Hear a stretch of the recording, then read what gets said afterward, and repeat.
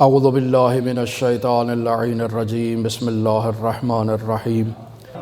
کل ایک مومن نے سوال کیا، میں آتا ہوں سوال کی جواب کی صورت میں موجود ہے یہاں پر۔ کل سوال کیا تھا کہ کعبہ کی طرف پیر کر کے سونے کا کیا حکم ہے فقہی اعتبار سے، اگر نہیں ہے تو چلے میں بیان کر دیتا ہوں۔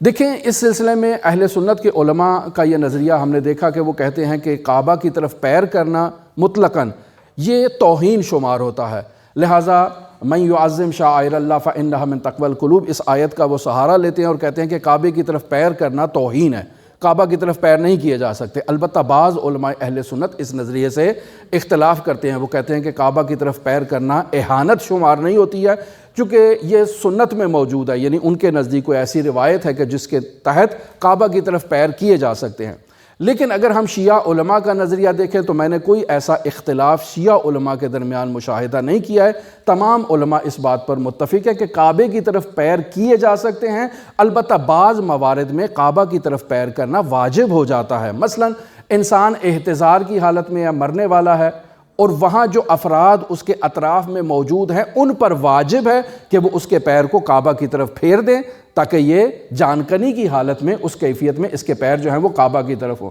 لہٰذا وہ اطباء جو ڈاکٹر حضرات ہیں جو باقاعدہ ہاسپٹلز میں کام کرتے ہیں اور وہاں روزانہ کسی نہ کسی کی موت ہوتی ہے، تو ایسے افراد کی، یہ ڈاکٹروں کی یا وہ پرستار یا نرسیں وغیرہ جو موجود ہیں، ان کی یہ ذمہ داری ہے کہ اس فرد کی جو جان کنی کی حالت میں ہے اس کا تخت، اس کا بیڈ جو ہے وہ کعبہ کی طرف پھیر دیں، تاکہ اس کے پیر جو ہیں وہ قبلہ رخ ہونے چاہیے۔ یہ ہے محتضر کی کیفیت کہ جو حالت احتضار میں ہے اس کے پیر قبلہ رخ ہونے چاہیے۔ اب جب یہ شخص فوت ہو جاتا ہے تب بھی اس کے پیر اسی حالت میں برقرار رہنے چاہیے جب تک اس کو غسل دیا جاتا ہے، یعنی غسل کی کیفیت بھی اسی حالت میں ہونی چاہیے کہ اس کے پیر جو ہیں وہ کعبہ کی طرف موجود ہوں۔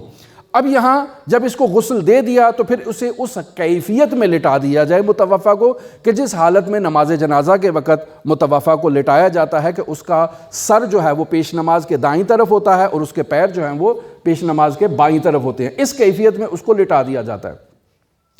اور پھر جب اس کو قبر میں اتارا جاتا ہے تو قبر میں اتارنے کی اس کی کیفیت ہے کہ یہ جو اس کا سامنے والا چہرہ ہے یہ قبر میں کعبہ کی طرف ہوتا ہے، یعنی اس کا چہرہ، اس کا سینہ، یہ سب ایریا جو ہے یہ کعبے کی طرف ہونا چاہیے جب میت کو متوفی کو قبر میں اتارا جاتا ہے۔ اب ہم آتے ہیں اس مسئلے کی طرف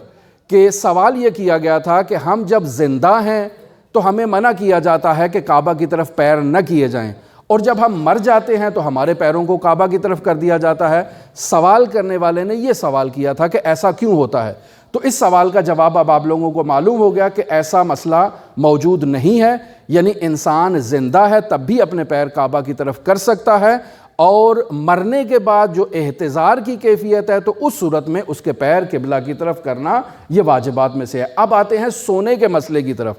انسان سونا چاہتا ہے تو کیا اپنے پیر کعبہ کی طرف کر کے انسان سو سکتا ہے؟